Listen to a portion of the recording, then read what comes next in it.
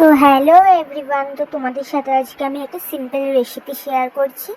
তো প্রথমে আমি কড়াইয়ে তেল দিয়ে দিলাম, সর্ষের তেল। তো দিয়েই পটল আর আলুটা একসাথে ভেজে নিলাম। তোমরা আলাদাও ভাজতে পারো, তোমাদের ইচ্ছে। তারপরে আমি একটু নুন আর হলুদও দিয়ে দিলাম, দিয়ে ভেজে নিলাম। তো ভাজা হয়ে যেতে আমি একটু আদা দিয়ে দিলাম। আদা দেওয়া হয়ে যেতে নেড়ে ছেড়ে তো টমেটো দিয়ে দিলাম। টমেটো দেওয়া হয়ে যেতে একটু নুন আর চিনি দিয়ে দিলাম, কারণ টমেটোটা তাহলে গলে যায়। তো হয়ে যেতে আমি একটু নেড়ে ছেড়ে চাপা দিয়ে দিলাম। তো চাপা দেখতেই পাচ্ছ, খুলতেই পুরো টমেটো গলে গেছে।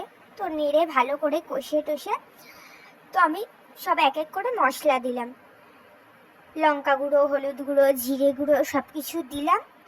আর অল্প করে নুন আর চিনিও দিয়ে দিলাম। আমরা একটু ঝাল ঝাল মিষ্টি মিষ্টি খাই, তো তোমরা চাইলে চিনিটা স্কিপও করতে পারো, তোমাদের ইচ্ছে। তো আমার ভালো করে মশলা কষা প্রায় হয়েই গেছে, তো দেখতেই পেলে। তো আমি পরিমাণ মতন জল দিয়ে আমি চাপা দিয়ে দিলাম। তো আমার তরকারি